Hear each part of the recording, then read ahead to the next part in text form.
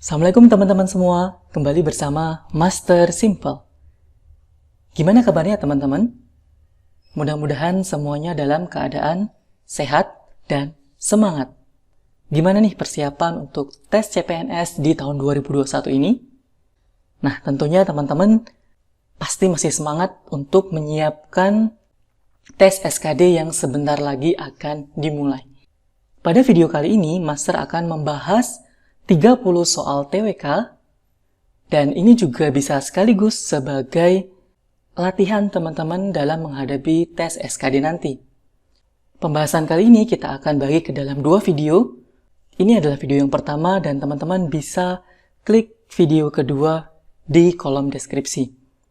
Nah, sebelum kita memulai pembahasan soal pada kesempatan kali ini, teman-teman jangan lupa mendukung channel ini dengan cara klik tombol subscribe, like video ini, dan share video ini ke teman-teman kalian yang membutuhkan. Baik, kita langsung ke soal yang pertama. Banjir besar di Kalimantan Selatan pada awal tahun 2021 disinyalir tidak hanya dipicu oleh hujan ekstrim, tetapi juga akibat rusaknya daerah tangkapan air. Hal ini terjadi karena berkurangnya area hutan primer dan sekunder yang ada di provinsi tersebut. Pengamat mengatakan bahwa fungsi alih lahan hutan menjadi tambang dan perkebunan sawit menjadi faktor utama hilangnya daerah tangkapan air. Rusaknya hutan di Pulau Borneo ini salah satunya disebabkan karena ulah oknum perusahaan yang kurang bertanggung jawab terhadap lingkungan sekitar.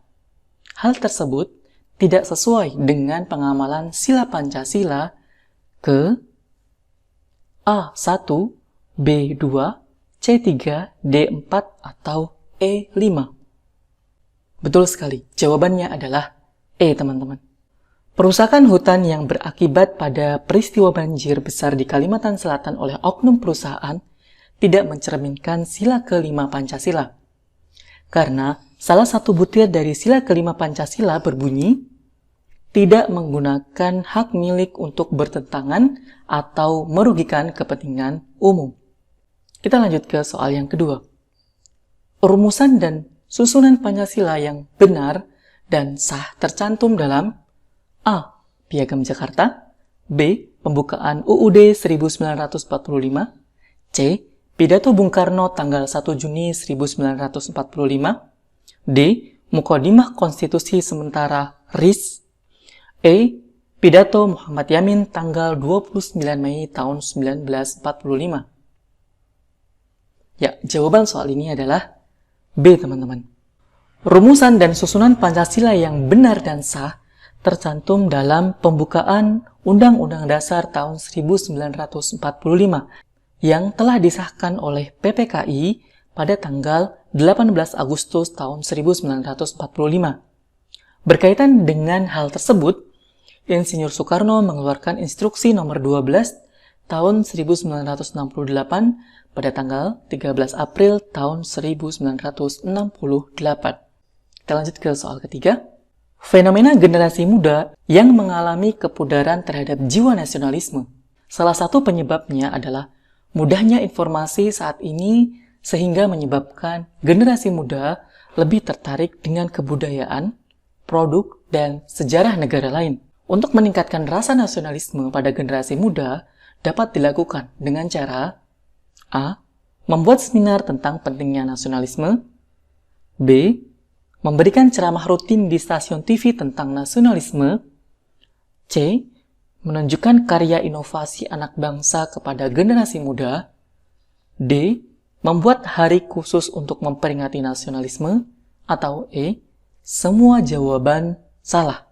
Jawaban soal ini adalah C, teman-teman. Langkah-langkah penumbuhan kembali jiwa nasionalisme bagi generasi muda tentu dengan cara yang lebih menarik. Salah satunya yaitu dengan mengenalkan produk inovasi karya anak bangsa, sehingga anak muda tertarik untuk menggunakan, mengembangkan, dan ikut berinovasi, memberikan kontribusi nyata untuk negeri, sehingga akan meningkatkan kembali semangat nasionalisme. Kita lanjut ke soal keempat. Pancasila sebagai ideologi terbuka harus berorientasi pada masa depan dan mampu melihat semua kemungkinan yang dapat terjadi pada masa sekarang. Berikut ini yang merupakan salah satu unsur ideologi terbuka yang dimiliki oleh Pancasila adalah A. Bersumber dari budaya dan nilai kehidupan suatu daerah atau kelompok mayoritas. B. Isinya bisa langsung dilaksanakan tanpa ada penjelasan lebih dalam. C. Nilai dan cita-cita yang ada berasal dari pribadi bangsa itu sendiri. D.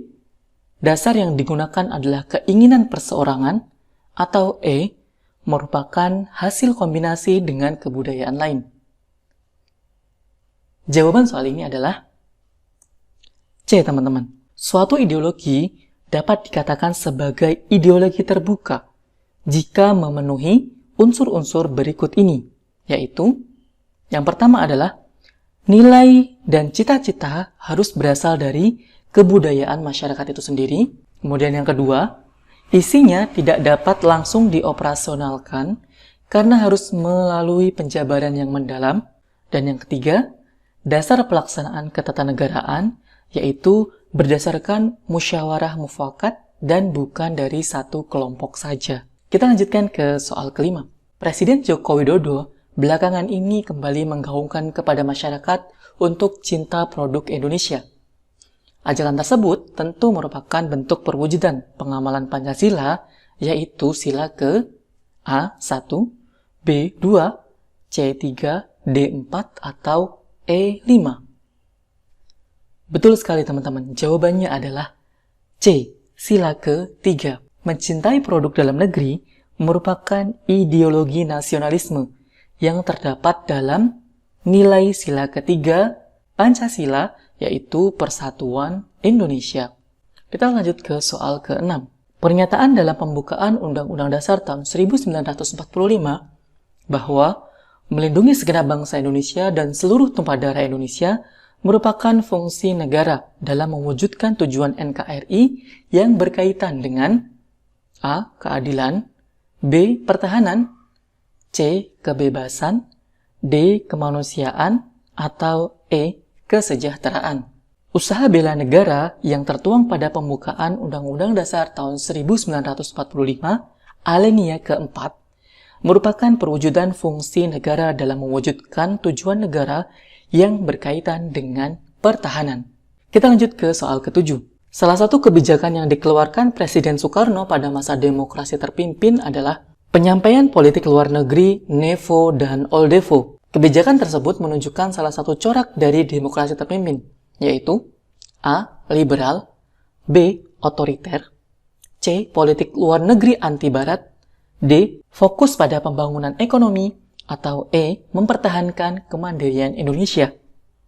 Jawaban soal ini adalah C, teman-teman. Salah satu penyimpangan pada masa demokrasi terpimpin adalah Presiden Soekarno membagi kekuatan politik dunia menjadi dua, yaitu NEVO, negara-negara baru penentang imperialisme dan kapitalisme, dan OLDEVO, negara-negara barat yang menganut imperialisme dan kapitalisme. Presiden Soekarno mengajak negara-negara yang tergabung dalam gerakan non-blok untuk bersama melawan OLDEVO di dunia internasional. Ajakan tersebut tentu bertentangan dengan prinsip dasar yang disepakati dalam GNB atau gerakan non-blok, yang tidak berpihak pada blok manapun, termasuk anti terhadap Barat. Kita lanjut ke soal ke-8. Dalam tata hukum di Indonesia, setiap perubahan perundang-undangan yang berlaku tidak boleh bertentangan dengan dasar negara Indonesia. Hal ini berarti bahwa dasar negara merupakan A. Kristalisasi nilai-nilai, B. Pandangan hidup bangsa, C. Aturan tertulis pada suatu bangsa, D. Sumber dari segala sumber hukum, atau E. Perjanjian luhur yang harus selalu ditepati. Jawaban soal ini adalah D, teman-teman. Sumber dari segala sumber hukum. Sebagai dasar negara Indonesia, Pancasila merupakan sumber dari segala sumber hukum negara. Ini tertuang pada pasal 2 Undang-Undang Nomor 12 Tahun 2011. Sehingga setiap peraturan perundang-undangan yang dibuat tidak boleh bertentangan dengan isi dari Pancasila. Kita lanjut ke soal ke-9. Berdasarkan Undang-Undang Dasar tahun 1945, Presiden berwenang memberikan gerasi, amnesti, dan abolisi dengan memperhatikan pertimbangan A. Wakil Presiden, B. Mahkamah Agung, C. Mahkamah Konstitusi, D. Komisi Yudisial, atau E. MPR. Betul sekali teman-teman, jawabannya adalah B. Pemberian amnesti, rehabilitasi, abolisi, dan gerasi merupakan kewenangan mutlak Presiden dengan memperhatikan pertimbangan dari Mahkamah Agung atau Dewan Perwakilan Rakyat, sebagaimana diatur dalam Pasal 14 Undang-Undang Dasar 1945.